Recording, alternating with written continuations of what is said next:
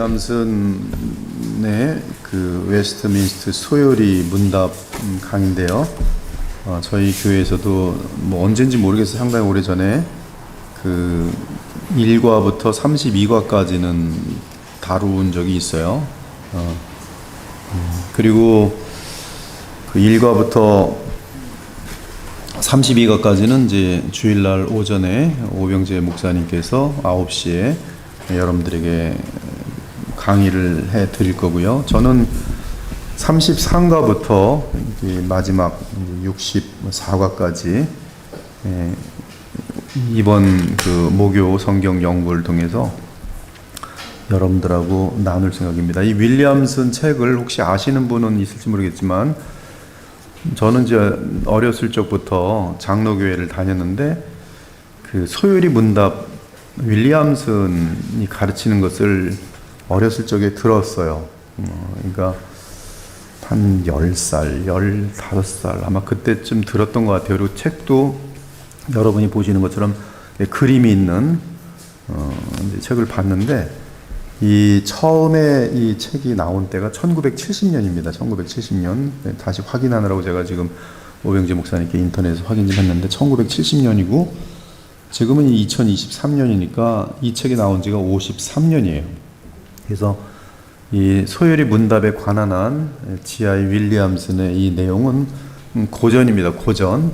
그래서 과거에 1970년대 장로교가 한국에서 한창 자라나고 있을 때 뭐 100만 단위에서 이제 조금씩 크면서 성장하고 있을 때 그때 많은 교회가 그래도 이제 교리를 좀 알겠다 하면서 들여다본 책이 G.I. 윌리엄슨의 이 소요리 문답입니다.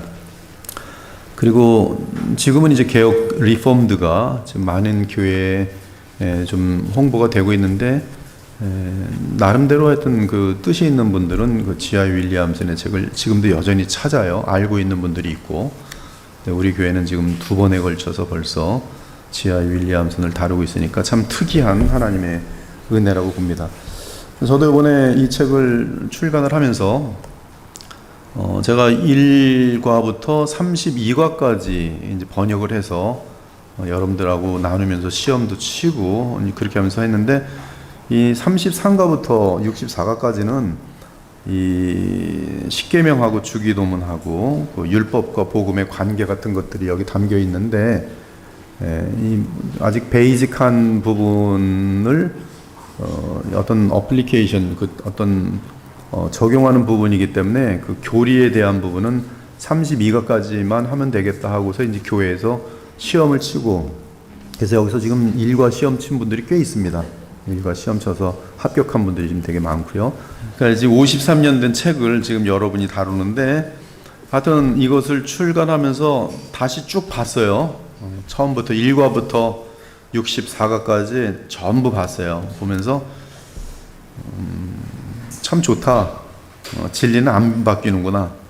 그걸 다시 보면서 여러분들에게 되게 많은 그런 유익이 되지 않을까 싶습니다. 그래서 오늘 이제 그 진행 방법은 이 39문 뭐 이 소요리 문답 자체는 여러분하고 저하고 이렇게 다시 한번 확인하고 그리고 성경 구절을 우리 그 스텝진에서 한 사람이 좀 크게 읽고 그 다음에 이제 교재를 쭉 따라서 하면서 저는 이제 해설을 하면 여러분들이 되게 분명하게 이해를 하게 될 수 있을 것입니다. 오늘은 이제 33, 34, 35 매주 한 3과 정도를 아마 나갈 것 같아요. 33과 들어가도록 하겠습니다. 교재 없으신 분들은 이거 말고도 책을 구입할 돈이 없으신 분들은 저희 스태프들이 아마 프린트해서 줄 거니까 책을 못 사시더라도 오셔서 프린트를 받아서 공부하면 똑같습니다. 그렇게 하시면 될 것 같고요. 자, 그럼 39문을 제가 문제를 읽으면 여러분이 답변을 읽도록 하겠습니다. 하나님께서 사람에게 요구하시는 의무는 무엇입니까?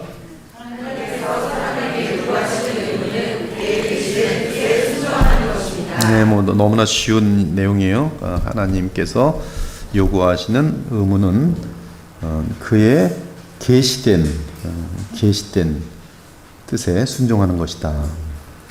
하나님께서 확실하게 알려준 뜻에 순종하는 것이다. 제40문 하나님께서 사람의 순종의 규칙으로 처음으로 계시하신 것이 무엇입니까? 답변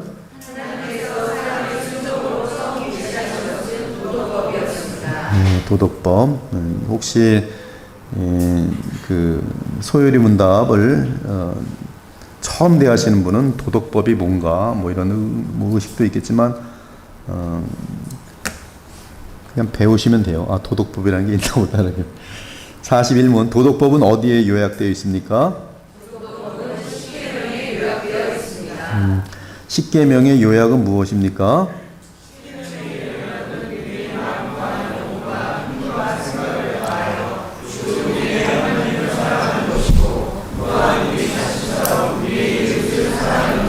네, 우리 회장님 한번 1번부터 4번까지 그 구절을 쭉 한번 읽어보드릴게요. 사람아 주께서 선한 것이 무엇이를 내게 보여준다니 여호와께서 내게 구하시는 것은 오직 정의를 행하며 이 율법 없는 이방인이 본성으로 율법의 일을 행할 때에는 이 사람은 율법이 없어도 자기가 자기에게 율법을 행하니 그 마음에 새긴 율법의 행위를 나타내느니라. 3. 여호와께서 증거판 줄을 모세에게 주시니 이는 돌판이요 하나님이 친히 쓰신 것이더라. 4. 계속해서 이르시되 내 마음을 다하고 목숨을 다하고 뜻을 다하여 주 너의 하나님을 사랑하라 하셨으니 이것이 크고 첫째되는 계명이요 둘째도 그와 같으니 내 이웃을 내 자신같이 사랑하라 하셨으니 이 두 계명이 온 율법과 선지자의 강령입니다. 지금까지 이제 32과까지는 이제 이 소요리 요리 문답의 이제 제1권이라고 할 수 있고요. 이제는 33과부터는 이제 제2권에 들어가는데 1권엔 뭘 다뤘냐면 바로 사람이 하나님에 관하여 무엇을 믿는가, 믿음의 컨텐츠, 믿음의 내용, 그것을 다룬 것이 1과부터 32과까지입니다. 그래서 오도 살루티스라고 하는데 구원의 여정, 또 인간의 존재의 목적, 하나님은 누구신지, 소위 말해서 조직 신학에 나오는 모든 어떤 그 신론, 교회론 등 뭐 다 포함된 것이 1과부터 32과까지의 내용이고요. 이제 여러분이 다루게 될 내용은 십계명, 그 다음에 주기도문, 그것을 중심으로 한 여러 기타 내용들이 되겠어요. 그래서 1권에서는 하나님에 관하여 무엇을 믿는가, 2권에서는 하나님을 향한 사람의 의무는 무엇인가, 하나님께서 사람에게 어떤 의무를 요구하시는가. 좀 더 멋있게 얘기하면 1권에서는 바른 믿음은 무엇인가, 2권에서는 믿음으로 인한 행함은 무엇인가, 이렇게 되겠어요. 그래서 2권은 이제 우리를 이 복음의 바른 믿음에 따라서 그의 성품, 하나님이 우리에게 원하시는 뜻을 이루어내는 상세한 내용들이 담겨 있는 반면에 1권은 어떤 복음의 영적인 원칙들, 그러한 내용들이 담겨 있습니다. 근데 이 두 가지는 분리될 수가 없어요. 이 두 가지가 분리될 때는 기형아가 되도록 돼 있어요. 그래서 무엇을 믿는지 모르고 어떤 멋있는 사람이 되려고 하고 좋은 사람이 되려고 하는 것은 이제 균형이 깨지게 돼 있어요.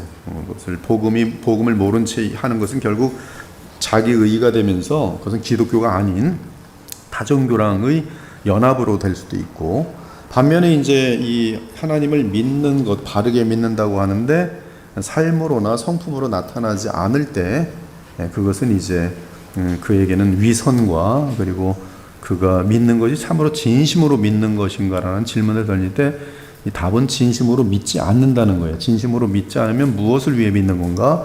나는 이런 것을 안다라는 과시용으로 믿는 것이겠죠. 그래서 이 둘은 뗄래야 뗄 수가 없습니다. 즉 바른 믿음과 바른 믿음으로 인한 행함, 바른 믿음으로 인한 성품, 이것은 뗄래야 뗄 수가 없어요.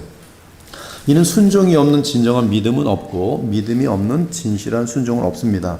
믿음 없이 하나님을 기쁘시게 하는 것은 불가능하고요. 행함 없는 믿음은 죽은 것이, 이것은 다 시브리서와 야고보서에 나오는 것이죠. 이번 그 새벽 특세 때, 새벽 예배 때 첫날 월요일과 화요일날 다룬 것이 에베소서 4장 13절과 15절이었어요. 근데 거기서 다룬 내용이 뭐냐면 하나님의 아들을 믿는 것과 아는 일에 하나가 되는 것, 그래야지만이 그리스도의 몸을 세울 수가 있어요. 그래서 이 믿는 것이 하나가 되지 않으면, 하나님의 아들을 믿는 것과 아는 일이 하나가 되지 않으면 하나의 교회가 될 수 없습니다. 즉 주님이 원하시는 그리스도의 몸을 세울 수가 없어요. 그러니까 그리스도의 몸을 정말 세우려면 하나님의 아들을 믿는 것과 아는 일이 하나가 돼야 돼요. 근데 그 하나님의 아들을 믿는 것과 아는 일, 즉 바른 신앙을 갖는 것, 바른 신앙의 내용을 갖는 것, 절대적으로 필요한 반면에 놀랍게도 지금 이 소요리 문답의 내용처럼 에베소서도 그것만으로는 안 되고 오직 사랑 안에서 참된 것을 하여, 이 지금 우리가 믿고 있는 것을 진심으로 믿으면서 그것을 삶으로 나타낼 때에, 그러면서 범사에 그에게까지 자라날 때에 온전한 사람을 이루어 그리스도의 장성한 분량이 충만한 데까지 이르리니 그는 머리니 곧 그리스도라. 이 두 가지가 그래서 바른 믿음, 그리고 그 믿는 것을 진실하게 나의 삶 가운데 받아들일 때에, 삶으로 나타낼 때에, 그것은 이제 하나님께서 그리스도의 몸을 세우는 실질적인 효력인 바로 그리스도를 머리로 하여 장성한 분량까지 다 자라나는 공동체적인 현상이 나타난다. 그러니까 지금 소율이가 가르치는 믿음의 바른 내용, 바른 믿음의 내용을 정말로 받아들이고 그것을 우리가 믿음으로 행하고 적용한다면 변화될 수밖에 없는 것이죠. 변화될 수밖에 없어요. 그러면 계시된 하나님의 뜻은 무엇인가? 사람의 의무는 하나님께 순종하는 것이다. 그 이유는 하나님께서는 창조주시고 사람은 단지 피조물이기 때문이다. 하나님께서 사람을 창조하셨기 때문에 하나님께서는 사람에게 뜻하시는 것을 요구하실 권한을 가지고 계신다. 타당한 말이죠. 사람은 단지 피조물이기 때문에 그에게는 자기 자신의 길로 가거나 자기 자신의 뜻을 행할 어떠한 권한도 가지고 있지 않다.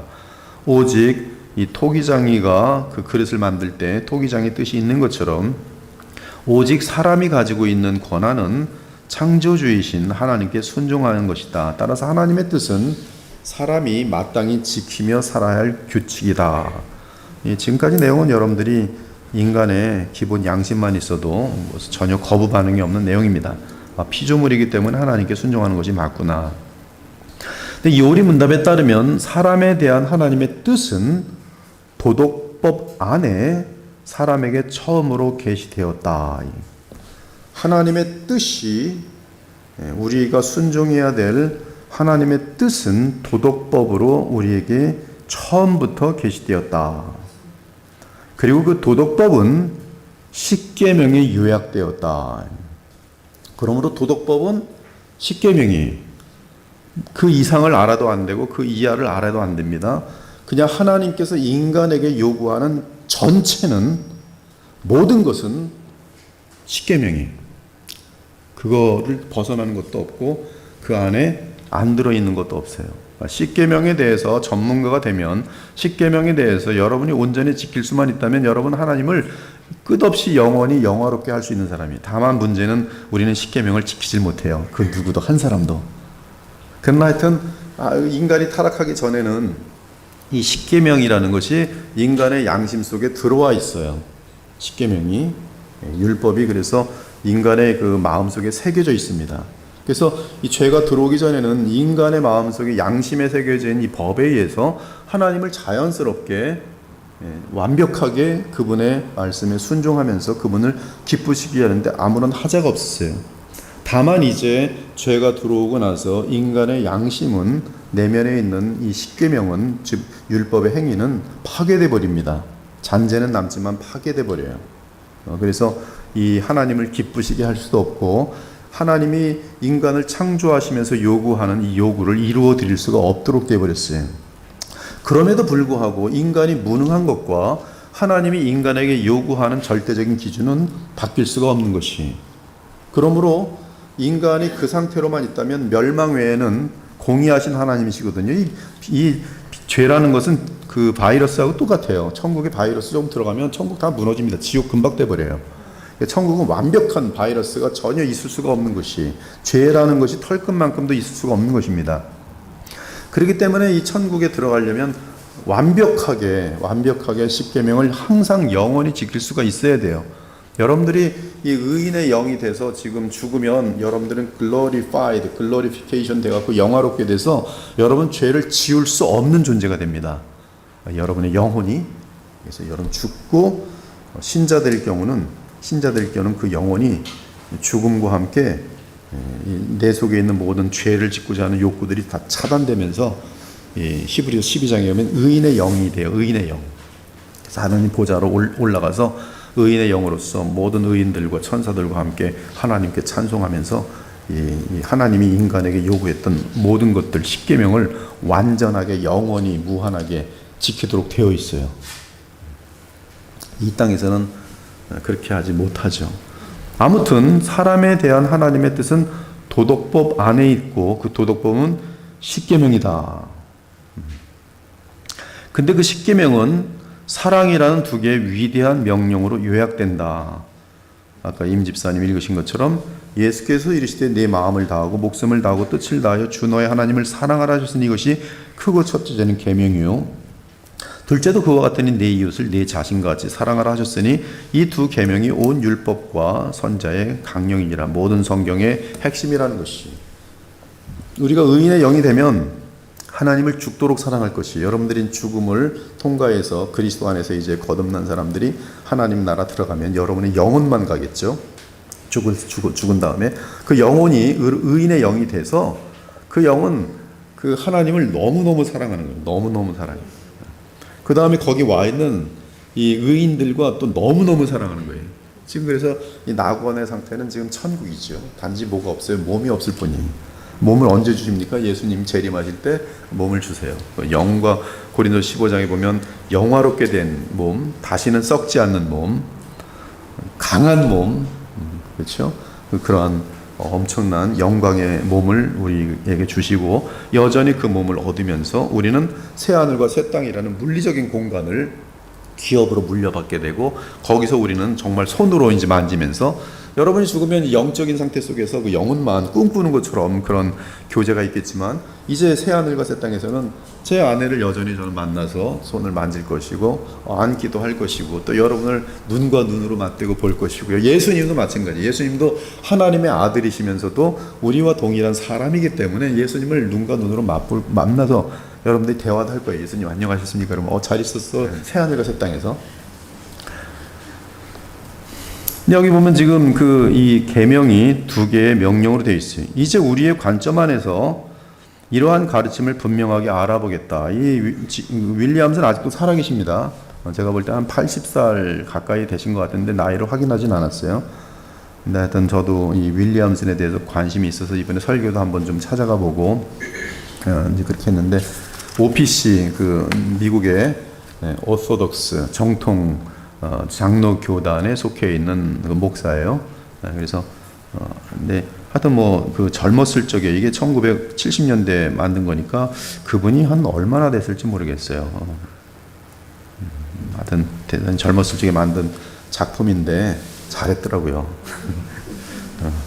하여튼 이제 우리의 관점에서 이러한 가르침을 분명하게 알아보겠다. 하나님의 계시된 뜻은 도덕법이다. 도덕법은 10계명의 다른 이름이다. 그리고 10계명은 그리스도의 두 가지 계명과 같다. 이 세 가지는 그래서 같은 거예요. 같은데 다른 이름이에요. 도덕법 10계명 그리고 그리스도께서 알려주신 두 계명 하나님 사랑 이웃 사랑 같은 거예요. 그래서 1+1+1하고 10번 하면 10인 것처럼 또한 5+5는 10이다. 이처럼 하나님께서 아담에게 주셨던 도덕법이 10계명인 것처럼 또한 그리스도의 두 가지 위대한 계명 역시 10계명이다. 다른 말로 하면 이렇다.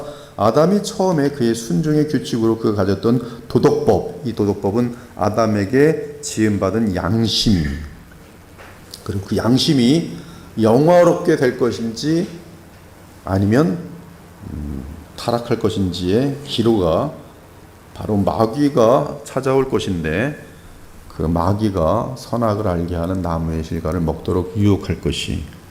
그래서 선악을 알게 하는 나무의 실과는 마귀가 유혹하지 않는 한 이 아담은 10계명을 완벽하게 지키는 것이 즐거움이었기 때문에 하와도 마찬가지고요. 범죄할 가능성은 없어요. 주의 영으로 함께 충만한 가운데에서 근데 이제 마귀가 왔을 때 아직 영광에 이르지 않은 거기 때문에 범죄할 가능성이 있었어요. 근데 슬프게도 범죄했어요. 그래서 그의 마음속에 있었던 이 십계명을 지키고자 하는 이 양심이 무너집니다. 그리고 그 무너진 양심이 이제 아담과 하와로부터 생육 법칙에 의해서 태어나는 모든 인류는 무너진 양심으로 태어나는 것이, 특히 어느 부분에 완전히 무너지냐면 하나님을 향한 부분은 완전히 무너져요. 그러나 사람들끼리 유지해야 되는 그 양심은 어느 정도 유지가 됩니다. 그래서 하나님은 정부와 그리고 양심이라는 것을 통해서 인류가 멸망하지 않도록, 마귀처럼 되지 않도록 보존해 놓으시고, 그리고 그 사이에 이제 택한 백성들을 이 인류 역사를 통해서 계속 내시면서 복음을 통해서 찾아내셔서 하나님 나라로 인도하시는. 아무튼 그래서 이게 처음에 아담에게 있었던 그 양심은 이 도덕법으로 지어진 마음이며 양심이었어요. 그리고 그 행위 언약 안에 있는 한, 행위 언약을 지키는 한 그의 양심은 건강하고 완전했습니다. 선악을 알게 하는 나무의 실과를 먹지 않는 한 그는 하나님을 어길 아무런 동기부여가 없었어요. 본질적으로 우리가 지금 성경에 가지고 있는 십계명, 그것은 이 아담의 양심 속에 동일하게 새겨져 있었습니다. 그리고 그 내용은 본질적으로 동일하게 아담과 하와는 하나님을 너무나 사랑했었고, 아담과 하와는 또한 너무나 사랑했어요. 왜요? 하나님 사랑, 이웃 사랑이에요. 그렇죠? 그러므로 지금 이 도덕법, 십계명, 사랑의 두 가지 계명은 같은 내용이고 표현만 틀린 것이에요. 즉 말이 틀린 것이고 방식이 틀린 것이에요. 그러나 내용은 같아요. 자, 도움이 되는 비유를 그래서 이제 윌리엄스는 제안을 하는데, 윌리엄슨의 특징이 뭐냐 하면은, 이 장점이 뭐냐 하면 이 어린아이 같이 그림을 많이 그려준 거예요. 그래서 여러분들이 보면 이제 여기에 원래 이제 쇼티라는 그 이름으로 나왔는데, 쇼티 조그만 아이란 뜻인데 이제 우리나라 이거는 이제 철수로 바꿨어요. 그래서 요 윌리엄슨이 이런 그림을 그리면서 설명한 게 너무나 재밌는 거예요. 그래서 사람들이 그림 보면서 많이 배우게 되는데요. 이 도움이 되는 비유를 보는데, 우리는 빛을 예시로 설명할 수 있을 것 같다. 다음 그림에서 볼 수 있듯이 우리는 빛을 두 가지 다른 형태로 볼 수 있다. 우리는 나뉘지 않은 하나님의 빛을 볼 수 있다. 그런 다음 우리는 분광기를 통해 빛이 다양한 색상으로 나뉜 것을 본다. 7가지 무지개색으로 나뉘죠. 그럼에도 불구하고 사실은 그것은 우리가 보는 같은 빛이다. 우리는 단지 두 가지 다른 방식으로 그 빛을 보는 것일 뿐이다. 이것은 하나님의 도덕법에서도 마찬가지다. 하나님은 빛이시다. 그분의 뜻은 거룩하고 변함이 없다. 따라서 우리는 하나님께서 아담에게 주신 규례가, 하나님에게 주신 이게 내적인 양심이 십계명과 사랑의 두 계명과 본질적으로 동일하다는 것을 확신할 수 있다. 이것은 이제 로마서 2장으로 건너가면은, 로마서 2장에선 굉장히 정확하게 알려줍니다. 양심 부분을 다루는데요. 이방인들은 율법은 written 양심이에요. 즉 기록된 양심입니다. 즉 우리가 내 양심이 정상인지 아닌지를 볼 수 있도록 이 율법이 적혀 있어요. 율법에 지금 이 여기서 신약에서 말한 율법은 도덕법이거든요. 즉 십계명이 개념입니다. 그래서 이방인들은 율법을 가지고 있지 않다. 즉 그들은 성경 계시를 보지도 않죠. 보지도 않아요. 그들은 기록된 형태의 성경이나 십계명을 가지고 있지 않다. 그들은 율법에 기록된 일들을 행한다. 이것이 바로 그들에게 양심이에요. 즉 그들 양심에는 율법에 기록된 것들을 양심으로 행하도록 돼 있어요. 구원받을 만큼 행할 수 있는 건 아니지만 그냥 자기네들이 양심이 있어서 뭔가를 지켜요. 자기네들도 모르게. 그리고 자기네들도 모르게 넌 틀렸어. 뭐 네가 이게 맞아. 그러면 맨날 싸우죠. 그럴 수 있어. 인간이 뭐 너는 인간도 아니다 막 그래. 뭘 기준으로 얘기하는지 너는 인간도 아니래요. 하나님이 새겨놓은 양심이 그들에게 남아있는 거예요. 이것은 그들이 거룩한 삶을 살고 있다는 것을 의미하지 않는다. 다만 그들이 십계명에서 요구하는 일들을 해야 한다는 어떤 의무감, 또는 그것을 자기도 모르게 하려고 하는 노력하는 그런 어떤 성향들, 그렇죠? 그것이 이방인들에게 돼 있어요. 그렇게 그들은 그들 자신에게 법이 된다. 이것은 그들이 율법의 요구들과 마주하는 도덕적인 의식을 그들 안에 가지고 있다는 것을 의미한다. 그들이 율법에 따라 살지 않을 때마다 자신들을 고발하거나 변명하는 양심을 가지고 있다는 점에서 이것을 알 수 있다. 이들은 근데 자기가 양심이 틀린지 맞는지를 객관적으로 점검할 것이 없어요. 그래서 이들은 양심이 무너지면 그 다음부터는 자기 양심을 볼 때 내가 어때서 그래요. 사람 죽여놓고서도 내가 뭐 어때. 그렇게 돼요. 처음 술을 먹고서 이제 혈기를 부리고 날 때는 막 죄송해서 뭐 집에서도 뭐 눈물을 흘리면서 그러는데 그 다음에 딱 하면 사람이 그럴 수 있지. 이제 세 번째는 나중에 뭐 어때서 이렇게 되는 거예요. 양심이 화인 맞는 것이죠. 그들은 자기네들이 내가 지금 양심이 틀린 거를 판단할 만한 객관적인 근거가 없기 때문에 이것이 부패하면 그 양심에 의해서 자기는 판단하기 때문에 인간만도 못한 존재가 자기도 모르게 되는데 떳떳한 거예요. 떳떳해요. 양심이 살아있으면 보통 이제 양심이 너무 아프면 어떻게 합니까? 자살해요. 불신자들이 양심이 너무 아프면 자살해요. 양심이 자기를 고발하는 거예요. 근데 고발하는데 이게 안 떠나는 거예요. 머릿속에서 마음에서 떠나질 않는 거예요. 그러니까 이 사람들은 이제 어떤 그 양심 화인 맞은 사람보다는 그 양심이 굉장히 예민해서 자기를 죽여버린 거죠. 너는 죽어 마땅하다는 거예요. 양심이라는 게 엄청나게 무섭습니다. 사실은 그 하나님께서 만든 절대적인 그런 어떤 심판의 기준을 인간들을 본성적으로 갖고 있다는 뜻이죠. 이리하여 우리는 바울의 판결에 이르게 된다. 율법 없는 이방인이 본성으로 율법의 일을 행할 때에는 이 사람은 율법이 없어도 자기가 자기에게 율법이 되나니 그 마음에 새긴 율법의 행위를 나타내느니라. 이방인들에게는 그 마음속에 율법의 행위가 있다고 해요. 여기 행위라는 것은 율법의 활동, works라고 되어 있는데 율법의 어떤 그 인간의 마음속에서 있는 어떤 성향, 모든 인간에게 다 있습니다. 그것이 왜 있는가? 하나님께서 사람을 창조하실 때 인간의 마음속에 율법을 새겨 넣었다는 거예요. 여러분, 복음을 우리가 믿게 되면은 성령의 역사로 인해서 우리 속에 있는 이 죽은 양심들이 확 살아나요. 살아나면서 죄를 멀리하게 하고 무엇보다 하나님을 향해서 양심이 살아납니다.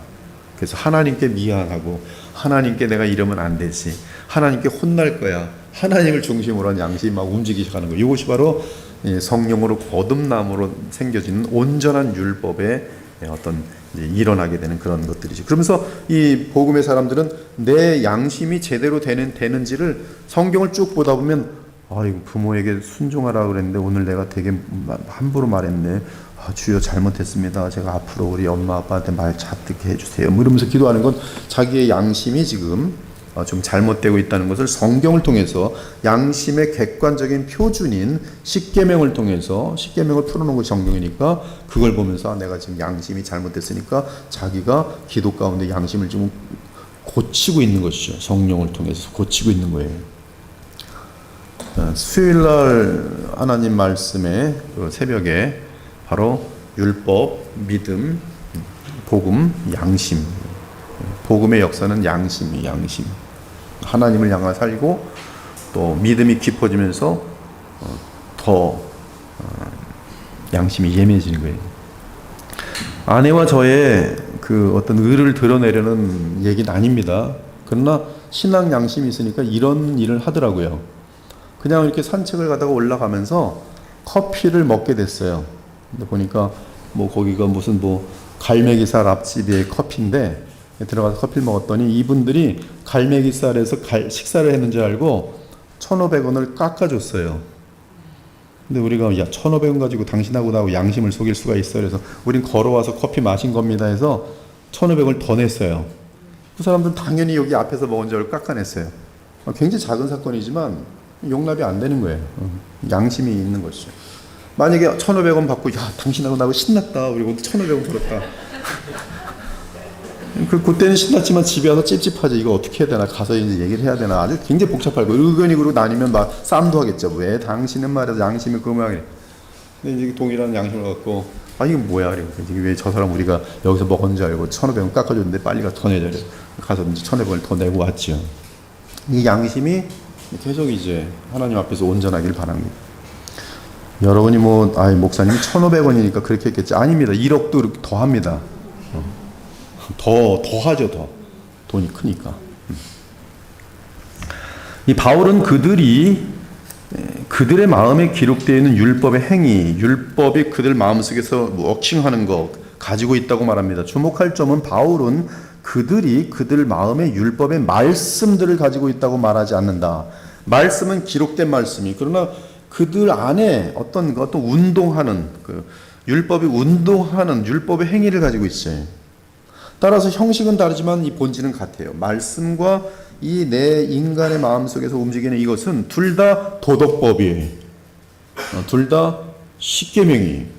근데 인간의 양심 속에 있는 이 율법의 행위는 하나님을 향해서는 죽어 있어요. 그래서 느끼지도 못합니다. 그래서 교회 안 가도 그들은 죄책감을 갖는 일이 없어요. 성경 안 읽고 오늘은 불신자가 오늘은 이렇게 성경을 하나도 안 읽었지, 너무 양심에 찔려, 이런 사람 본 적 있어요? 불신자는 그런 거 없어요. 근데 여러분들은 오늘도 성경 2장을 읽어야 되는데 왜 이 모양이지? 그래도 좀 자면서 볼까, 그래도 졸더려 좀 보려고 애를 써요. 왜? 이것이 하나님을 향해서 내가 하늘의 양식을 먹으면서 살아야지만이 믿음으로 산다라는 그런 의식과 함께 양심이 그렇게 붙들려 있는 거죠. 아무튼 그럼에도 불구하고 지금 그 인간의 내면의 양심과 이 도덕법은 지금 같은 종류라는 것이죠. 하나는 부패되어 있고 하나는 부패되지 않은 거예요. 부패되지 않은 건 뭡니까? 기록된 양심, 기록된 율법이 부패된 것, 인간의 마음이. 다 이해하십니까 지금까지? 자, 제가 잘 지금 설명하고 있는 겁니까? 그리고 우리가 지금 십계명에서 가지고 있는 하나님의 동일한 뜻을 아담이 처음부터 자신의 도덕적인 양심 안에 가지고 있었다는 것을 알 수 있다. 즉 양심은 의식하는 것이죠. 모든 사람은 아담으로부터 양심을 물려받는다. 창세기 5장 보니까 이제 부패한 양심을 인간들은 이제 물려받아요. 그러면 자연스럽게 질문이 생긴다. 처음부터 사람의 마음 안에 도덕법이 기록되어 있었다면 왜 하나님께서는 그것을 다시 이 성경이라는 것을 통해서, 아니면 십계명이라는 것을 통해서, 십계명은 두 돌판에 하나님이 모세에게 주신 것이죠, 다시 계시하셨을까? 이 질문에 대한 답은 간단하다. 죄 때문이다.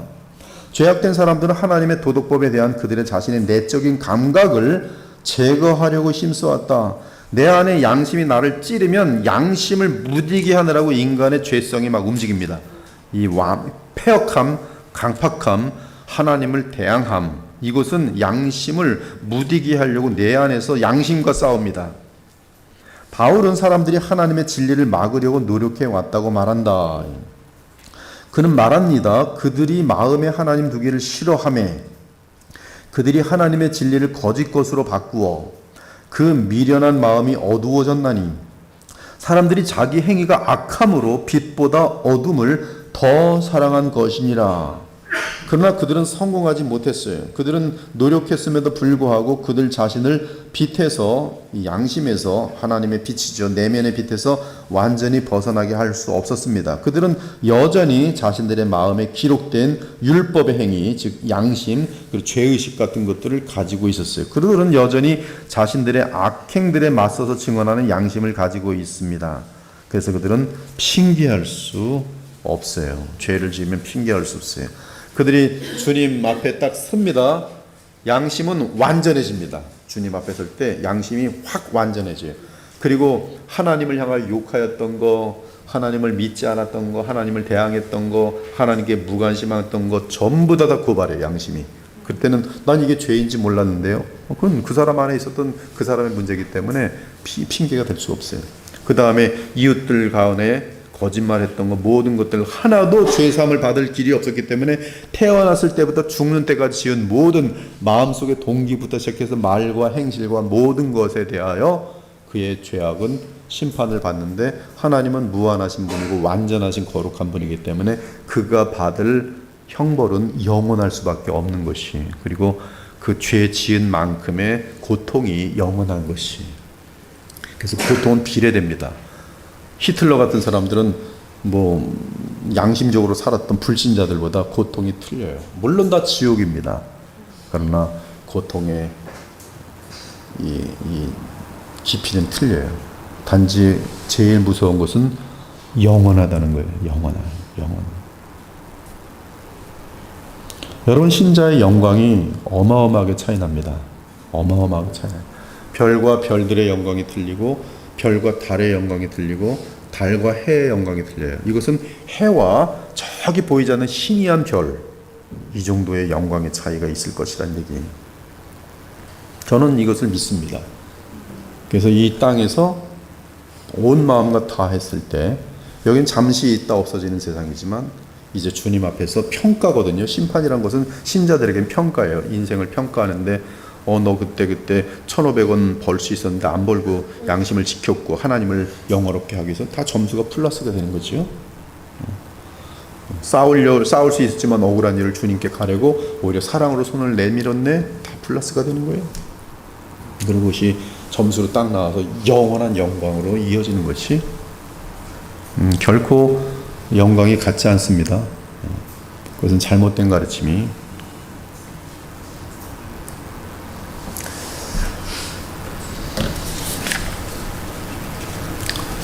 그럼에도 그들은 핑계하였고, 이에 하나님께서는 그분의 도덕법을 다시 십계명 안에 나타내셔야 할 필요가 있었다. 오직 이 방식으로만 죄악된 사람들이 하나님께서 요구하시는 것을 충분히 이해할 수 있었기 때문이다.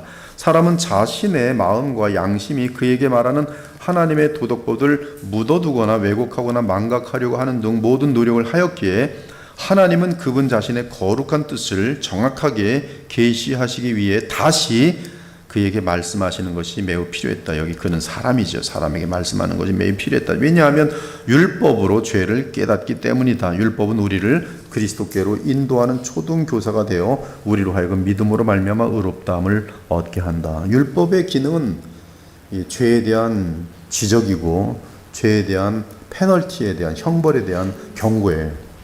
그래서 운전할 때도 우리가 운전면허 시험 치기 전에 이제 어떤 3점, 5점, 가태료 다 어떻게 될 거라고 다 알잖아요.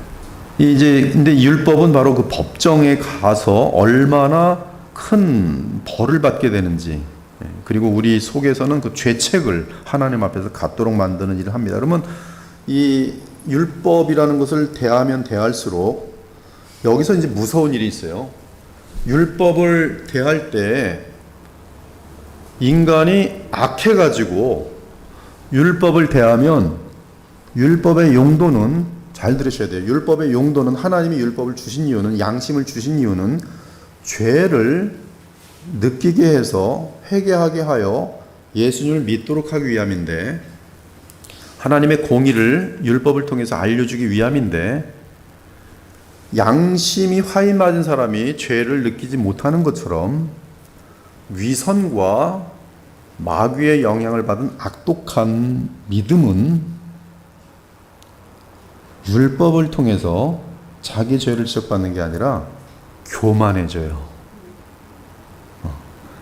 즉 간음죄를 범하면서 율법을 읽는데, 간음하지 말라라는 걸 읽으면서 나는 간음하지 말라라는 율법을 아니까 참 대단히 똑똑한 사람이구나 하면서 그날 저녁에 간음해요.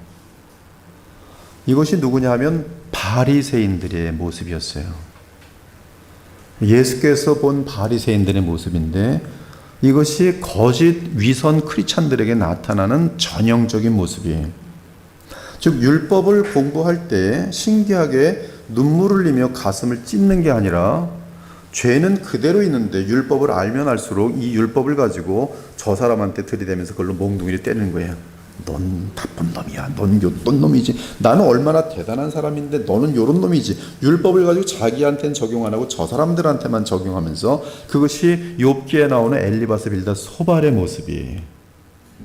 감히 그들이 욥의 순수함과 아름다움을 쫓아올 수 있겠습니까? 비교도 안 될 만큼 열등한 세 친구가 갑자기 욥이 병들고 여러 가지 모든 것들을 다 잃어버리자 갑자기 성경의 전문가들로 등장해서 욥을, 율법을 가지고 그의 뒤통수를 두들겨 때립니다. 왜 때리고 있는지 아세요? 욥으로 하여금 하나님을 저주하도록 하려고.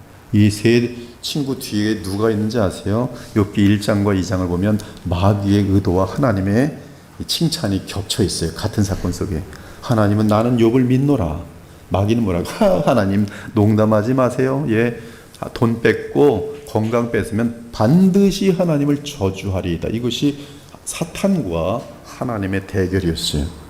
사탄은 모든 방법을 총동원해서 욥을 하여금 저주하게 하면 사탄이 이기는 것이고, 그러나 욥이 저주하지 않으면 하나님이 그가 자랑했던 일이 신원되는 것이죠. 처음에 욥을 하여금 저주하도록 부추긴 사람이 누군지 아십니까? 아내예요. 아내가 정확히 말합니다. 하나님을 저주하고 죽어버려라. 뭐라 그래요? 어리석은 여인아, 내가 적신으로 왔으니 적신으로 돌아가리라. 하나님 앞에 범죄하지 아니하였더라.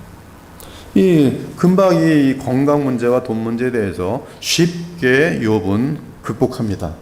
그동안 평소에 믿음의 삶을 철저하게 살아왔던 하나님을 경외하는 사람인지라 이 욥기 1장과 2장에서는 별로 어려움이 없어요.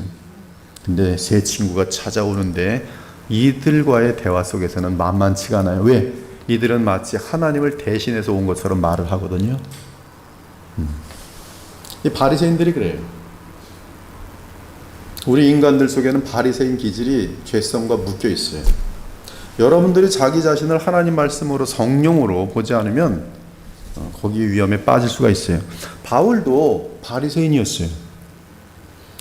율법에 관해서는 그는 최고의 경지에 이른 사람이라 스스로 자칭했어요. 그러나 그가 율법을 지키고 있을 그때에 그가 한 일이라고는 하나님을 진심으로 만나며 믿는 자들을 옥에 가두고 죽이는 것을 가지고 허용하는 사람이었어요. 나중에 볼 때 자기는 괴수 중에 괴수예요. 즉 율법을 보더라도 성령의 역사로 함께 보지 못하는 사람은 놀랍게도 율법을 보면서 자기 의를 드러내면서 교만해지는 용도로 사용해요. 자기 의를 드러내는 용도로 사용해요. 이 율법은 그런 용도가 아닙니다.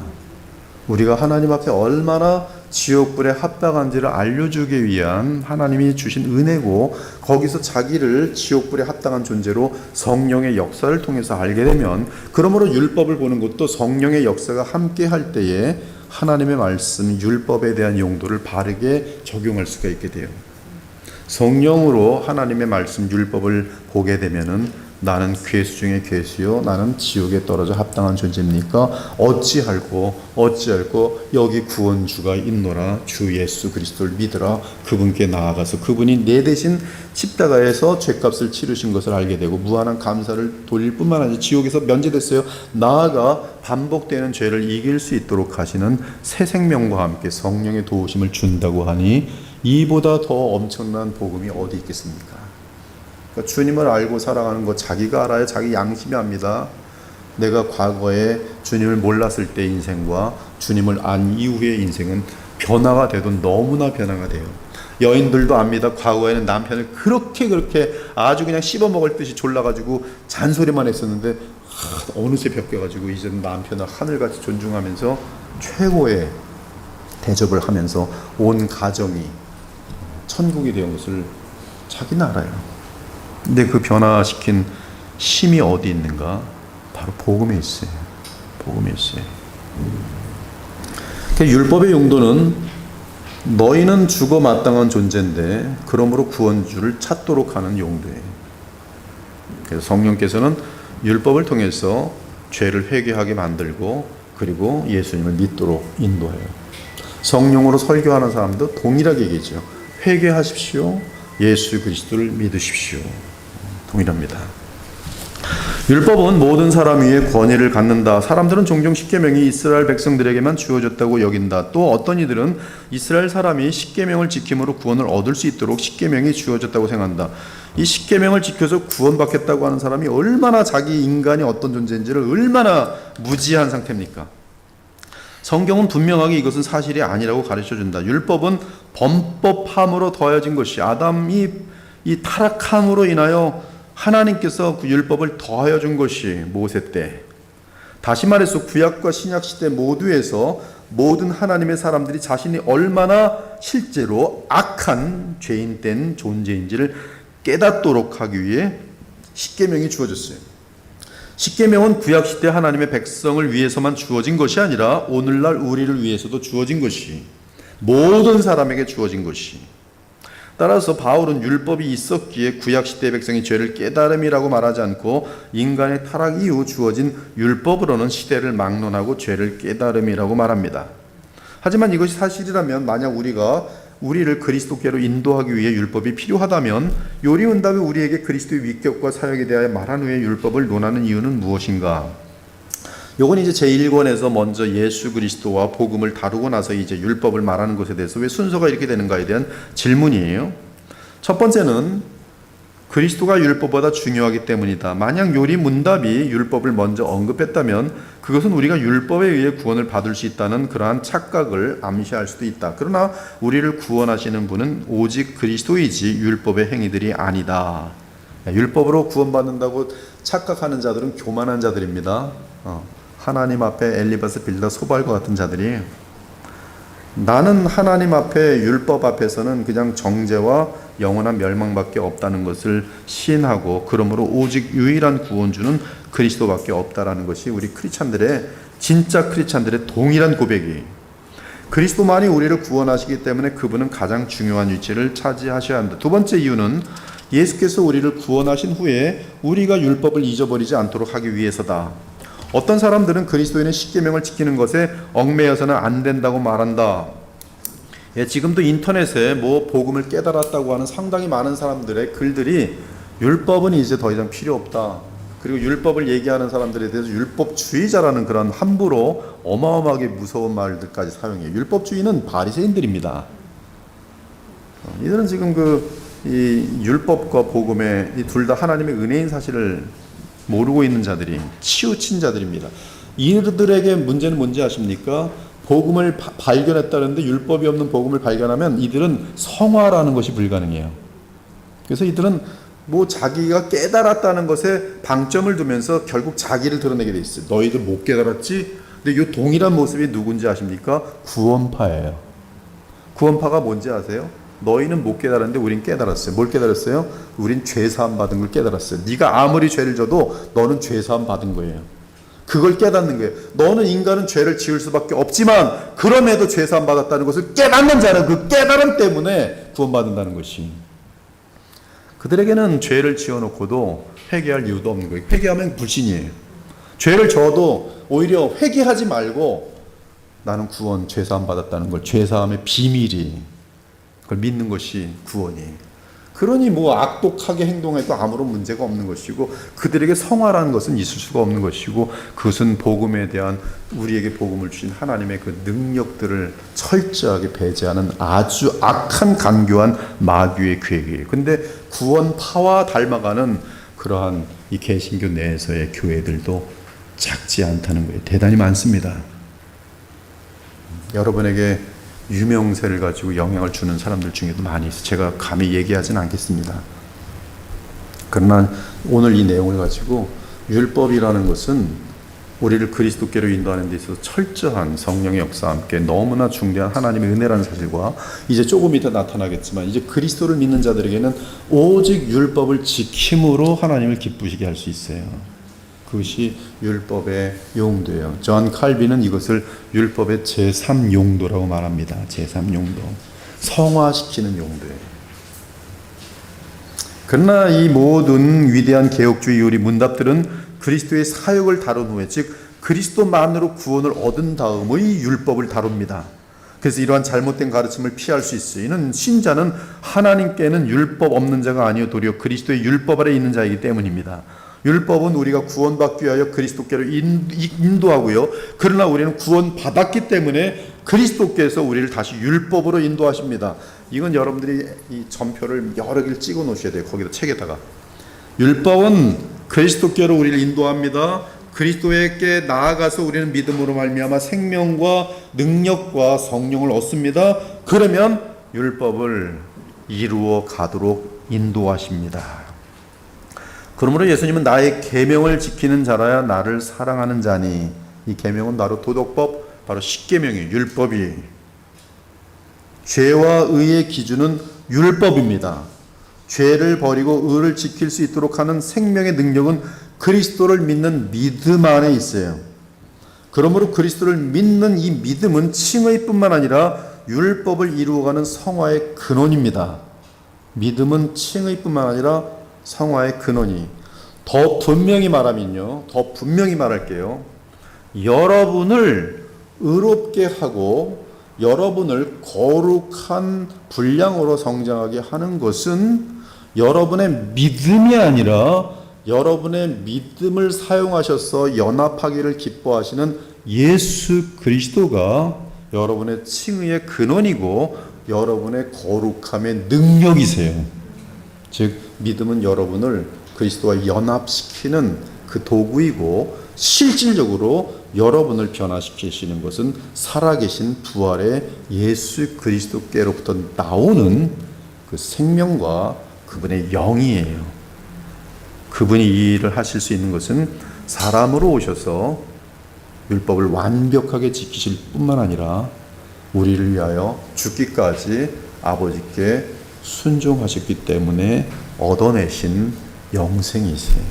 그래서 예수님은 영생을 얻어내셨고 성령을 얻어내셔서 우리에게 성령을 부으시고 여러분에게 그분의 생명을 나눠주시는데 그 생명이 바로 여러분에게 새 생명이고 그것이 바로 영생.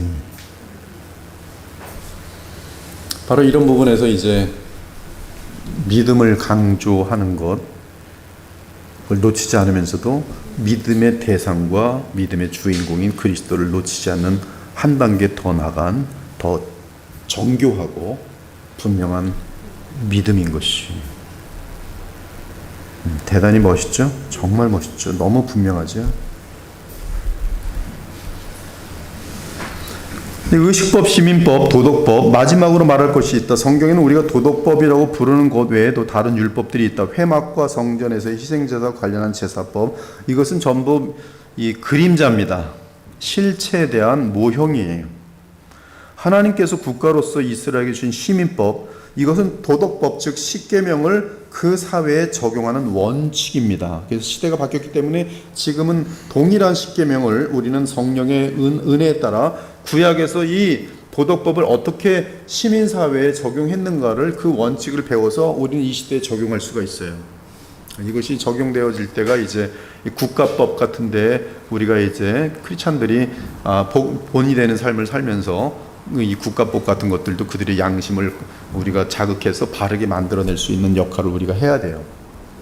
그러려면 신자들이 엄청나게 탁월하게 진실하고 정직하고 그리고 그들에게 본이 돼야 돼요.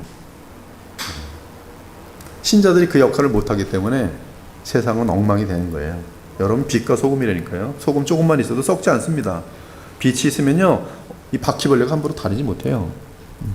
여러분 빛이 교회가 지금 빛된 역할을 안 하기 때문에 뭐 빛된 역할을 안 하니까 뭐 무슨 뭐 권력이 생기니까 권력 가지고 싸워보려고 크리스찬 힘을 모으더라고. 이렇게 힘 모으면서 지들도 거짓말하고 악한 짓 다 해. 이게 얼마나 무섭고 어리석은 일인지 몰라요. 우리는 하나님께 더 나아가서 어디서든지 더 양심적이고 더 진실하고 더 희생할 줄 알고 정말 모든 사람들에게 본이 되는 정직한 사람들의 모습을 계속 보여야 되는 그런 사명이 있는데 이런 부분들은 지금 뭐 망각한 상태죠. 아무튼 이 시민법은 그 적용 원칙, 도덕법 적용 원칙을 배워서 지금 시대에 옛날에는 뭐 도둑질하는 게 맨날 뭐 당나귀 훔쳐가고 뭐 그런데 지금 뭐 당나귀도 없는데 뭐 그렇잖아요. 그러니까 그 당나귀에 적용했던 원칙을 지금 뭐 다른 근무 환경, 뭐 컴퓨터 뭐 이런 어떻게 적용해야 되는지 이런 문제들로 이제 우리가 지혜를 구할 수가 있게 되는 것이죠. 그렇지만 이 십계명과 사랑의 두 계명, 이 도덕법은 영원히 변함이 없어요. 그래서 신약이든 구약이든 여전히 동일하게 적용이 돼요. 예수께서는 자신이 율법을 폐하러 온 것이 아니라 오히려 그것을 완전하게 하려고 오셨다고 말씀하셨어요. 여기 율법은 제사법, 시민법, 도덕법 다 주님은 다 이루십니다. 특별히 이제 십계명과 관련해서는 계속적으로 완벽하게 그것을 이루도록 오셨어요. 그리고 그분이 우리를 구원하신 목적은 죄에서 돌아서서 그분의 계명을 따라 살도록 하는 것입니다. 그러므로 사도 요한은 말합니다. 우리가 하나님을 사랑하고 그의 계명을 지킬 때에 이로써 우리가 하나님의 자녀를 사랑하는 줄 아느니라. 하나님을 사랑하는 것은 이것이니 우리가 그의 계명들을 지키는 것이라. 이것이 이제 33가에 대한 서론이었습니다. 하나님께서 사람에게 요구하시는 의무는 무엇입니까? 그의 계시된 뜻에 순종하시는 것입니다. 그의 순종은 무엇을 요구하십니까? 바로 도덕법으로 요구하였습니다. 도덕법이 무엇입니까? 바로 십계명입니다. 십계명을 다시 요약하면 무엇입니까? 하나님 사랑, 이웃 사랑입니다. 자, 제34과 자, 제42문 십계명의 요약은 무엇입니까?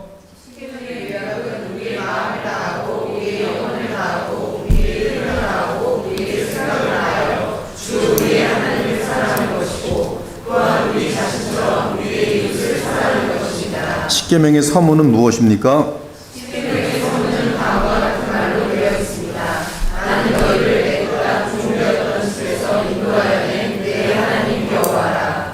여기 출애굽기 20장 보면은 여기 출애굽기 20장 2절 이후로 이제 십계명이 쭉 나열되거든요. 근데 십계명을 나열하기 전에 너희는 내가 구원한 나의 백성이라 이것이 먼저 강조돼요. 이미 구원 받았기 때문에 그러므로 내 자녀들이요 내 백성들이요 이렇게 계명을 지키도록 하거라.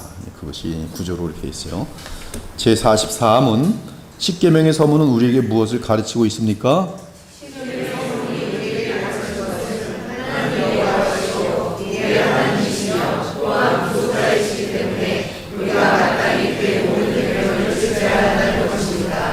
출애굽기 20장하고 신명기 5장에 십계명이 같이 실려 있어요. 혹시 굉장히 유의해서 본 사람들은 아니면 저에게 이미 강의를 들은 사람은 아니면 본인이 성경을 읽다 발견한 사람이라면 그 차이를 아마 볼 것이에요. 그 차이가 혹시 뭔지 아십니까? 그 신명기 5장에 나오는 십계명과 그 다음에 출애굽기 20장에 나오는 십계명의 차이가 있어요. 그것은 그 안식일을 지키는 동기부여가 틀려요. 출애굽기 20장에서는 십계명 안식일을 지키는 동기부여가 뭐냐면 창조주 하나님께서 쉬셨기 때문에 너희도 안식을 지키라고 돼 있어요. 근데 신명기 5장으로 가면은 안식일을 지키는 이유가 뭔지 아십니까? 너희를 애굽에서 구출하였기 때문에 안식일을 지키라 이렇게 돼 있어요. 이것이 지금 예수 그리스도로 가서 창조주이신 예수께서 우리를 구원하심으로 바로 안식일의 주인 되신 예수 그리스도의 날을 지키는 것으로 되어 있어요. 그것이 주일로 바뀌게 됩니다. 이 날짜가 어떤 날짜는 바뀌지만 사실 십계명의 7일 중에 하루를 안식하는 그것은 그대로 유지가 돼요. 유지가 됩니다. 그러나 이제 십계명의 동기부여가 안식 그 창조에서 쉼과 플러스 구속이라는 것이 이 출애굽기 20장과 신명기 5장에서 함께 발전되는 것을 우리는 발견할 수가 있어요. 여기 여호와라는 것은 그 원어 그 자체로는 스스로 존재하는 그런 존재 같은 스스로 존재하시는 그 하나님, 시작도 없고 끝도 없으신 그 하나님.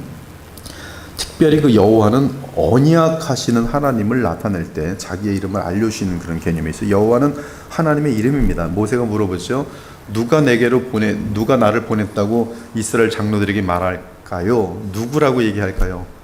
여호와라 하라. 내 이름은 여호와라. 여호와께서 너를 보내셨다 하라. 그래서 하나님의 이름인데 그 여호와는 나는 너희와 언약을 맺은 언약 관계예요. 그래서 이 여호와는 사실은 예수 그리스도로서 나타납니다. 예수 그리스도는 사실 그 성삼위 하나님을 다 포함하지는 않지만 야훼, 여수아, 예수아 다 같은 개념이거든요. 그래서 여호와 하나님이 바로 예수예요. 물론 성령도 여호와시고 성부도 여호와십니다. 예수께서는 여호와 하나님이세요. 구별되시는 여호와 하나님이세요. 전혀 하자가 없습니다. 이사야 6장에 보면 여호와 하나님이 그 정말 그 존귀를 받는 모습인데 이 요한복음 12장 정도 보면 정확하게 그 여호와가 예수라고 되어 있어요. 우리 하나님은 창조주, 전능자 그렇게 연결돼 구속자 바로 우리의 구원주죠.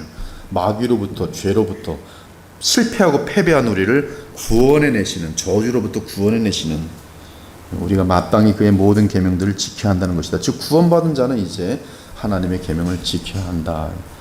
1번 성경 구절 있죠. 그러므로 우리도 여호와를 섬기리니 그는 우리 하나님이심이이다 하니라. 값으로 산 것이 되었으니 그런즉 너희 몸으로 하나님께 영광을 돌리라. 값으로 산 것이 되었으니 너희 몸으로 하나님께 영광을 돌리라. 하나님께 영광을 어떻게 돌리는가? 하나님의 십계명을 지켜라. 누구의 힘으로 지키는가? 우리 인간의 힘으로 지키려 하면 실패로 끝날 겁니다. 그러나 주님께 나아가서 그리스도 안에서 하나님을 만나뵈며 영광에서 영광으로 이르면서 이 십계명을 지키고자 하면 여러분이 넉넉히 지키게 돼요. 십계명의 요약이 뭡니까? 하나님 사랑, 이웃 사랑입니다. 더 많이 사랑하게 되고 더 하나님을 찾게 되는 것이죠. 이제 그 해설을 볼게요. 윌리엄스의 요리문답의 이 부분에서 우리는 매우 중요한 두 가지 원칙을 찾을 수 있다. 먼저 사랑은 율법을 성취하는 것이라는 위대한 진리다. 그리고 사람이 하나님에 의해 구원을 받으면 이 사실만으로 하나님의 계명들을 지키는 그의 의무는 계속해서 커져간다는 진리다. 이걸 거꾸로 말하면 그 사람은 가짜예요. 거꾸로 가르치는 것이죠. 즉 우리가 구원을 받으면 초자연적인 은혜가 우리에게 임한다는 뜻이고요. 능력이, 전능자의 능력이 우리와 함께 하신다는 뜻이고요. 이미 죄를 범하지 않는 예수님의 생명이 우리에게 임했다는 뜻이고요. 전능하신 성령의 능력이 우리와 함께 하시면 내재한다는 뜻이에요. 그러면 어떻게 됩니까? 이러한 것이 없었던 사람들보다 훨씬 더 십계명을 지켜야 할 명분과 타당성이 있는 것이, 내 힘으로가 아니라 나는 주님을 의지하고 이것을 지키려는 의도를 갖게 되면서 로마 7장에 내가 하나님의 법을 즐거워하는 그 마음, 그러나 능력이 없었습니다. 그 능력은 생명의 성령의 법이죠. 로마서 8장에서 그것을 찾게 될 때 이것을 얻은 사람 치고 이것을 안 지킬래 하면 이거는 되게 모순이 되고 오히려 더 악한 거죠. 이 두 가지 원칙들은 종종 오늘날 부인되기 때문에 우리는 이것들을 현존하는 어떠한 거짓 가르침과 대조하여 그것들을 논할 것이다. 율법과 사랑, 잘 알려진 이러한 거짓 가르침 중 한 가지는 율법과 사랑 사이에는 충돌이 있다는 개념이다. 율법이 누구에게서 왔습니까? 마귀에게서 왔습니까? 하나님으로부터 왔습니까? 하나님으로부터 왔어요. 복음이 누구로부터 왔습니까? 사랑이 누구로부터 왔습니까? 하나님으로부터 왔어요. 이것은 충돌되지 않아요. 소위 율법은 뭔가를 요구하고 사랑은 그와는 다른 것을 말한다고 한다. 예를 들어 율법은 우리가 거짓말이나 도둑질을 해서는 안 된다고 말한다. 그러나 사랑은 그들을 보호하기 위하여 내가 거짓말하기를 요구하거나 그들에게 먹을 것을 주기 위하여 도둑질을 해야 하는 상황도 있을 수 있다고 말한다. 그래서 죄의 가능성을 열어놓고 죄를 져도 문제가 없다는 것이, 그럴 수밖에 없었으니까. 요새 지금 이 시대가 그러고 있죠. 걔 술 취했는데 사람 죽일 수도 있지. 요새 그런 판이에요 지금. 걔 조울증이 있대. 조울증 애가 갑자기 확 자기도 모르게 성질이 확 나서 그냥 칼을 걷대는데, 그래서 죽었대는데 그럴 수도 있지. 지금 이런 시기에. 거기다 평생 40년씩 감옥에 넣으면 어떡해. 그냥 한 1년만 그냥 조울증만 치료해주면 되지. 지금 이런 시기에. 사랑으로 다 덮어버리는 것이죠. 이거 사랑 아닌데 사랑이라 그래요? 이 사랑은 진리와 함께 기뻐하고 사랑은 의를 이룰 수 있도록 돕는 것인데요. 여러분 한번 상식적으로 봅시다. 애들이 도둑질하는데 난 너 사랑해. 더 해, 더. 사랑입니까? 근데 이것이 지금 사랑이라는 이름으로 지금 사회화되고 있어요. 엄마가 양심적이고 좋은 선한 엄마라면 도둑질하면 두들겨 패죠. 그게 정상적인 사랑이죠. 아주 혼쭐을 내주죠. 다시는 도둑질을 못하도록. 이러한 개념은 새 도덕 또는 상황윤리 등으로 알려져 왔다. 그러나 기본적인 개념은 이러한 가르침에 따르면 사랑은 율법과 대항하여 존재하고 율법은 사랑과 대항하여 존재한다는 것이다. 그러나 그것은 우리가 교리에서 발견하는 것과는 매우 대조적인 가르침이다. 훨씬 더 중요한 사실은 그것은 우리가 하나님의 오류가 없는 말씀인 성경이 가르치는 것과 반대되는 가르침이라는 것이다. 이러한 잘못된 가르침을 옹호하는 자들은 예수께서 사랑을 위하여 율법에 대항하셨다는 걸 보여주려고 한다.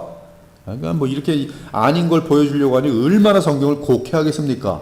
동성애자들이 동성애가 죄가 아니라는 것을 성경에서 입증하려니 얼마나 그 해석이 엉터리가 되겠어요. 별 이상한 해석을 다 끄집어옵니다. 무슨 안 사람이 본 건데 요나단이 무슨 다윗 앞에 섰더라 그랬더니 섰다는 것을 그냥 스탠드로 생각하지 않고 꼭 더러운 생각을 하면서 요나단이 다윗 앞에 섰더라. 뭐가 섰을까? 이게 도대체 동성애들의 성경 해석이 얼마나 더럽습니까? 가장 거룩한 책으로. 예수께서 사랑을 가지고 율법을 대항하셨다는 것을 드러내 보려고 하면서 사람을 왜곡시킨 거죠. 그러나 이것은 성경이 우리에게 말해주는 것이 아니다. 산상설교에서 예수께서는 우리에게 분명하게 가르치시기를 자신은 율법을 폐하거나 무효화시키러 오신 것이 아니라고 가르치셨다. 그분은 그의 제자들에게 어떤 율법도 어기지 말 것과 사람들이 율법을 어기도록 가르치는 것을 경고하셨다. 그리고 예수께서 몇 가지 계명에 대해 논하기도 하셨다. 그분은 유대인들이 만들어낸 율법의 어떤 전통적인 해석들, 고르반은 뭐예요? 부모님들을 존경하지 않도록, 부모님들을 봉양하지 않도록 만드는 이 장로들의 전통이었어요. 고르반, 내 지금 뭐 1억이 있으면 하나님께 바쳤습니다. 그러면 요거는 하나님 거니까, 우리 엄마 아빠 지금 굶어 죽죠. 근데 이거 바쳐서 못 써요. 죄송합니다. 그냥 굶어 죽으세요. 이게 고르반이에요. 예수님이 그 고르반이라는 제도를 보고 분노했어요. 부모에게 불순종하는 것은 돌로 쳐 죽이라고 했는데 너희들은 장로의 전통을 가지고서 하나님의 계명을, 이 계명 율법이란 말이에요. 계명을 다 뒤집는도다. 동일한 그런 어리석은 가르침들이 지금 이 시대에 많이 흘러가고 있어요. 그러니 교회가 이 모양이죠. 그러니 복음의 능력을 사용하고자 하는 동기부여부터도 없지요. 복음의 능력이 뭔지도 모르죠. 복음 그러면 죄를 합리화시키는 도구로 사용하죠. 복음. 오늘도 그렇게 많은 죄를 졌는데 하나님이 용서해 주신다니 감사합니다. 장난합니까? 지금 예수님하고 장난해요. 그냥 예수님 죄송합니다. 가서 죄 져야지. 죄 졌네. 예수님 감사합니다. 또 죄를 용서해 주셔서 감사합니다. 또 죄 지러 가야지. 이게 지금 이 시대의 교회 현장이죠. 청년들요, 교회만 다니는 거지 뭐. 교회 청년들 똑같아요. 술 마시고 뭐 어디 마약하고 뭐 서러운 성적인 범죄들 그냥 다 뒤집어 다 범죄하고 뭐 또 다 다르잖아요. 명품 사러 돌아다니고. 교회 사람만 많이 모으고 그냥 교회가 빌딩만 멋있게 세워지면 다 목회 성공했다 그러고 서로 만족하고 사회와 다르지가 않죠. 세상 사람들과. 그분은 또한 율법 그 자체가 얼마나 절대적인지도 보여주셨다. 예수께서는 그분은 율법이 어떻게 완전함을 요구하는지를 보여주셨다. 그리고 율법과 사랑 사이에는 어떠한 충돌도 없다는 것을 가르쳐요. 사실 율법은 강령은 뭐예요? 사랑이. 그렇죠? 근데 어찌 사랑과 사랑이 부딪히겠어요? 모순이 될 수가 없지요.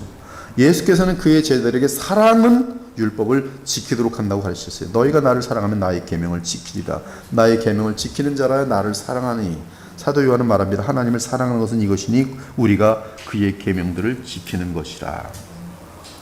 나의 힘으로 지키려고 하는 것은 실패로밖에 안 되는데 내가 지킨 것처럼 하면 위선이요. 이 계명들을 지키는 힘이 내게 있지 아니하고 그리스도를 믿음으로 있다고 할 때 그는 예수님을 높이면서 실적인 그리스도로부터 오는 그 은혜의 힘으로 율법을 지켜나가면서 하나님께 영광을 돌리게 돼 있고 이 복음을 다른 사람들에게 전할 수밖에 없는 것이. 죄를 가볍게 여기면 안 됩니다. 죄를 여러분이 이길 수 있다고 착각하면 큰일 납니다. 죄는 여러분이 이길 수 없어요. 여러분들은 죄덩어리입니다. 오직 우리에게 선을 행할 수 있는 힘을 주시는 근원은 예수님의 생명과 예수님의 영이에요. 그것을 우리는 주님이 주시는 거듭난 생명으로 주님을 계속 우리 자아를 부인해서 주님을 붙드는 믿음을 실행할 뿐이에요. 그때 우리에게는 예수님이 우리와 함께 하시면서 내 안에 그리스도께 사시면서 우리로 하나님이 기뻐하시는 삶을 살도록 인도하시는 것이.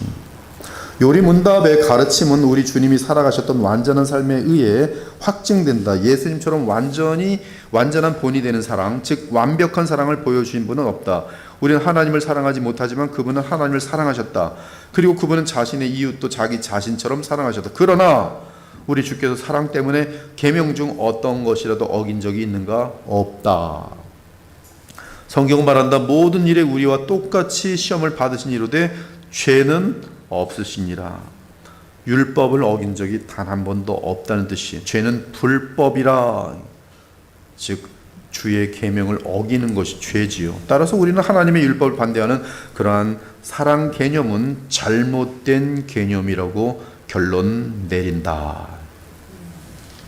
만약 우리가 우리의 마음과 영혼과 뜻과 힘을 다해 우리 자신만을 사랑한다면 하나님께서 금하신 것들을 행하고 싶어하는 것은 놀라운 일이 아니다. 심지어 만약 우리가 다른 사람들을 최우선으로 사랑한다고 해도 마찬가지 일이 될 것이다. 하지만 만약 우리가 하나님을 최우선으로 가장 사랑하고 그 우리 이웃 즉 다른 사람들을 우리 자신같이 사랑한다면 하나님의 뜻을 행하고자 하는 것이 우리의 바람이 될 것이다. 우리는 내 뜻이 아니라 주의 뜻이 이루어지게 하소서라고 말할 것이다. 이처럼 사랑은 계명을 지키는 길로 이끈다. 모든 시대에 걸친 도덕법, 오늘날 또 다른 거짓된 가르침은 구약과 신약의 통일성을 보지 못하는 것이다. 이러한 가르침에서 나오는 기본적인 잘못은 하나님의 율법 10계명이 구약과 신약에서 다르게 취급된다는 생각이다. 그러한 오류 중 한 가지는 구약 시대의 하나님의 사람들은 먼저 하나님의 율법을 지켜야 했고 그런 후에 그들의 순종에 대한 보상으로서 하나님께서 그들을 구원하여 주셨다는 것이다. 상당히 많은 사람들이 구약에서는 이렇게 하고 신약에서는 예수님께서 은혜로 구원 주셨다고 하는데요. 세대주의가 그런 식으로 가르쳐요. 구약에서는 율법을 지켜서 구원받고 그 전에는 노아 시대는 양심을 지켜서 구원받고 감히 인간이 양심을 지켜서 구원을 받아요? 언제나 항상 완벽하게 지킵니까? 털끝만큼도 무너지면 구원받을 수 없는 것이 확실하지 않습니까? 그렇지 않다면 천국이 무슨 천국이 되겠어요? 죄덩어리 그 다시 또 다른 그런 지옥이 되는 건 순식간이죠. 이 신구약의 통일성을 보지 못하는 것이. 여러분들 지금 이 윌리엄슨의 이 교재를 보면서 나도 이런 생각을 좀 했었는데 정말 이게 내가 되게 잘못 배웠구나. 그래서 고치면 되는 거예요. 순종에 대한 보상으로 구원을 주신다? 하하, 우리 인간이 무슨 하나님께서 구원을 주실 만큼 그런 순종을 해낼 수 있는 사람이 누가 있겠어요? 그러나 우리는 십계명의 서문에서 알 수 있듯이 이는 사실이 아니다. 하나님께서 자신의 백성을 애굽의 종살이에서 구원하신 것은 그들이 십계명을 지켰기 때문이 아니다. 그렇지 않다. 그분은 먼저 그들을 구원하여 주셨다. 그런 후에 그들에게 십계명을 주셨다. 그렇게 그들은 구원받기 위해 십계명을 지키도록 노력해야 하는 것이 아니었다. 오히려 그들은 구원을 받았기에 십계명을 지키도록 기대되었다. 그리고 이것은 정확하게 그리스도인의 삶에서 나타나는 단계다. 여러분들도 마찬가지입니다. 신약은 우리가 먼저 하나님의 율법을 지키도록 노력하고 그런 후에 우리가 구원을 받게 될 것이라고 말하지 않는다. 그렇지 않습니다. 신약은 우리가 오직 믿음으로 먼저 구원을 받고 그 후에야 이제 성화를 향한 이 구원을 놓치는 문제가 아닙니다.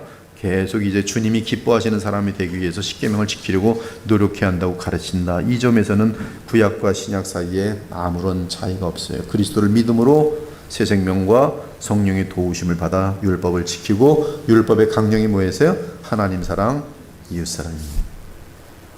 그러나 이 같은 잘못된 가르침의 다른 형태는 여기서 이제 여러분들은 크게 한번 빨간 볼펜이 있으면 쭉쭉 그셔야 돼요. 가장 치명적인 것이 있는데 그것은 그리스도께서 내 대신 율법을 지키셨으니 나는 더 이상 십계명을 지킬 필요가 없다는 생각이에요. 와. 그리스도께서 내 대신 십계명을 지켜주셨대, 의를 이루셨대. 그럼 나는 의를 이루지 않아도 되겠지. 이게 복음이네. 감사합니다. 이게 바로 구원파야. 아까 말한 것처럼. 감사합니다, 예수님. 저 대신에 다 이뤘으니까 저는 이제 막 죄를 져도 되는 거죠. 그래도 구원, 천국 들어가는 거 확실한 것이죠. 은혜는 은혜롭게 하려면 나는 더 죄를 많이 져야 그래야 은혜롭네. 예수님 감사합니다. 앞으로 전 더 많이 지옥 같은 죄를 마음껏 저도 주님께서 나 대신 의를 이루셨다니 감사합니다. 저는 이제 마음 놓고 가서 더 죄를 지으며 마음껏 살겠습니다.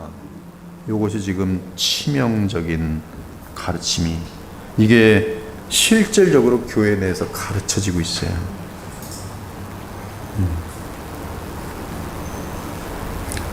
계시록에 보면 이세벨의 가르침, 무서워요. 그런 것들은 참 성적인 타락 같은 것들 이제 뭐 괜찮다. 동성애 지금 벌써 교회가 동성애 괜찮다고 하는 게 지금 이런 가르침이 동성애는 이 제7계명에서 최고의 타락입니다. 이 동성애는 그룹핑할 때 이미 말씀드렸지만 수간과 아동 성범죄랑 묶여 있어요. 그것보다 더 이 윌리엄슨은 이것보다 나중에 이제 7계명 볼 텐데 이거보다 더 많이 부패한 게 동성애를 보고 있어요. 저도 그렇게 동의합니다. 동성애는 이 인간이 지을 수 있는 모든 죄의 끝이에요. 그러니까 하나님을 이 맞짱 뜨고 도전하는 인간의 가장 뚜렷한 현상이 이 죄를 죄가 아니라 하면서 하나의 패거리가 돼서 하나님을 도전하는 것이 동성애 죄예요. 다른 죄악들에 대해서는 도전하지 못해요. 이 도둑질은 죄가 아닙니다. 이런 사람 봤어요? 도둑질은 죄가 아니라고 우리 다 같이 인권을 외칩시다. 도둑질은 죄가 아니다. 그러면 마음껏 도둑질합시다.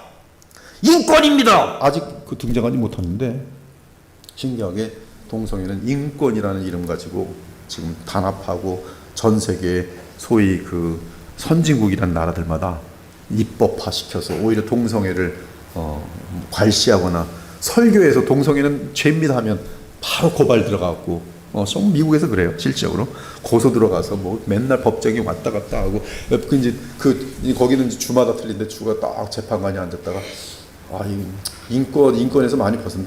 당신 이번에는 한 10,000불 내십시오. 또 걸렸어요. 이번에 한 5년 감옥에 들어가십시오. 재범이네. 당신 한 10년 들어가십시오. 이렇게 되는 거지. 지금 뭐 세상이 말도 아니에요. 젠더 시어리라고 얼마 전에도 어저께인가 누구랑 얘기했는데 내가 말하는 게 성이에요. 오늘 내가 여자같이 느끼니까 구청 가서 저 여자예요. 그러면 구청에서 바꿔줘요. 오늘 기분이 오늘 남자 같은데 죄송합니다. 저 남자예요. 그러면 남자래요. 성이 없는 거예요. 내가 느끼는 게 그게 젠더 시어리예요. 바로 그것은 그리스도께서 그분의 백성들을 위해 하나님의 율법을 지키셨으므로 그리스도인은 더 이상 십계명을 지킬 필요가 없다는 생각이다. 인터넷에 퍼진 그릇된 복음이 이렇게 가르친다니까요.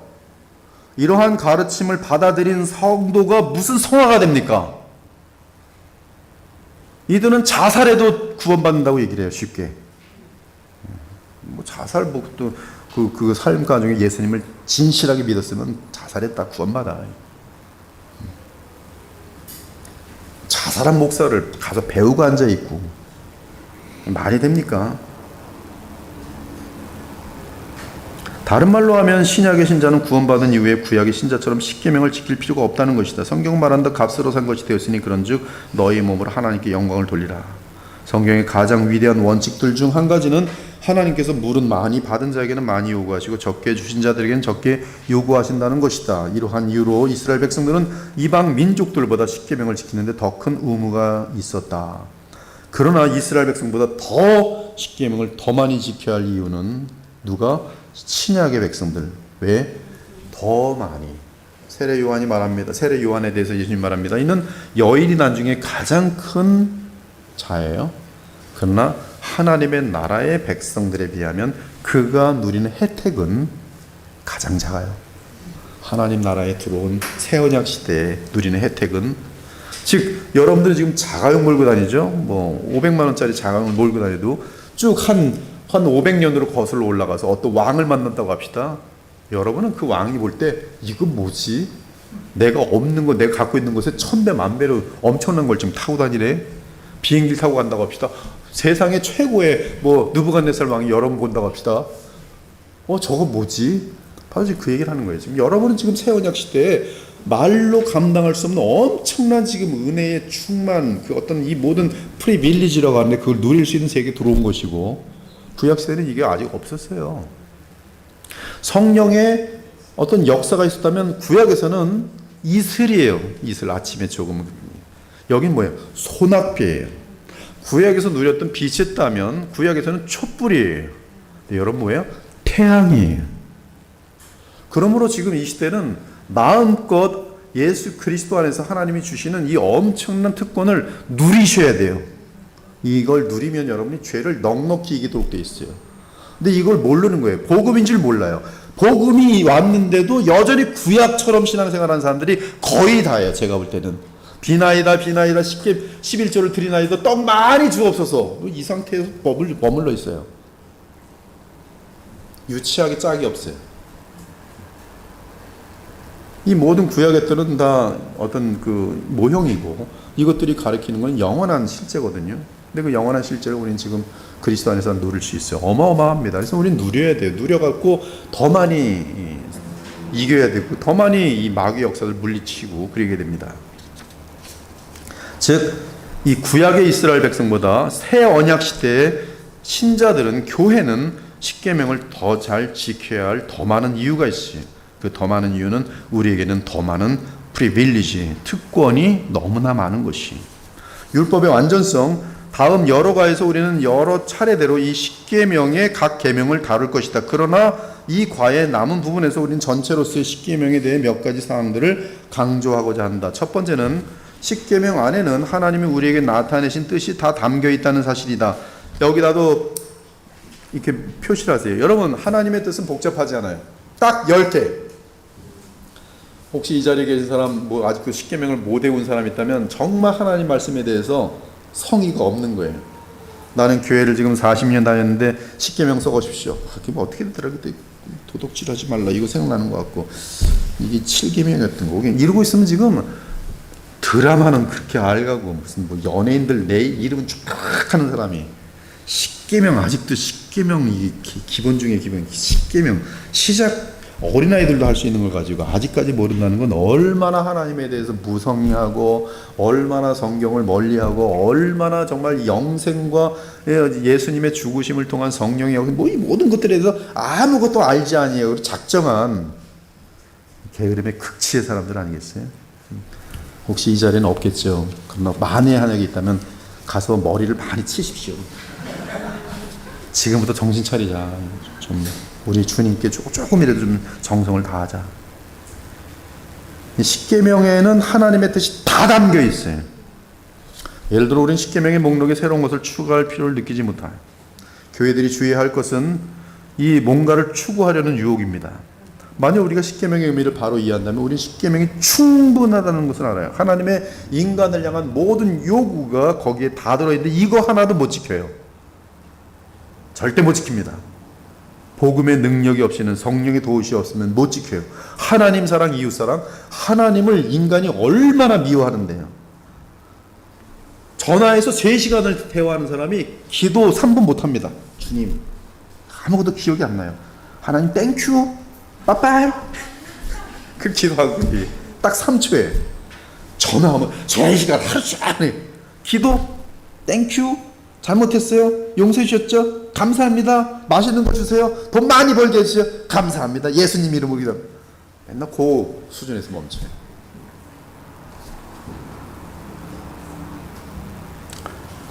십계명 알면 충분해요.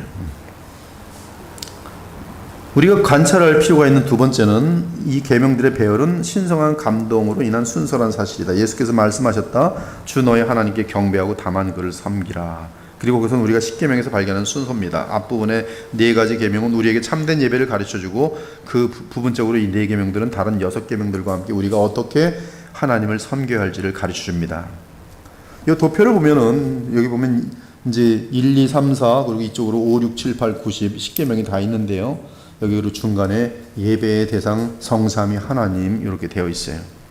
이 계명이 순서를 가지고 있다는 사실을 알기 쉽게 보여줍니다. 그리고 이 구조의 원칙은 하나님이 중심에 계시다는 사실이, 하나님은 월등하게 중요하십니다. 하나님과 직접적으로 관계하는 계명일수록 1, 2, 3, 4 여기 대상, 방법, 태도 4 그리고 이쪽으로 건너와서 권위 거기가 5계명이고요. 생명이 6계명이고 결혼이 7계명이고 재물이 8계명이고 말이 9계명이고 만족이 10계명이에요.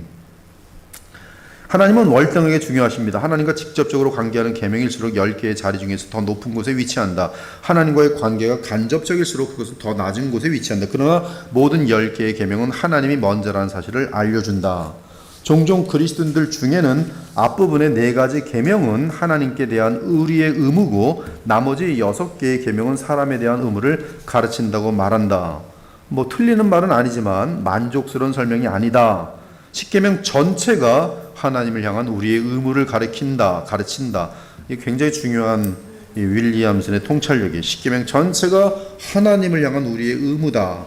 즉 아내를 사랑하는 것도 결혼도 하나님을 향한 우리의 의무에서 연결이 되는 것이죠. 하나님을 경배하고 섬기는 것도 우리의 의무지만 이제 이 정말 남의 것 도둑질하지 않는 것도 하나님을 경배하고 섬기는 것으로 그렇게 이어지는 그러한 내용으로 이제 십계명을 이해하는 것이죠.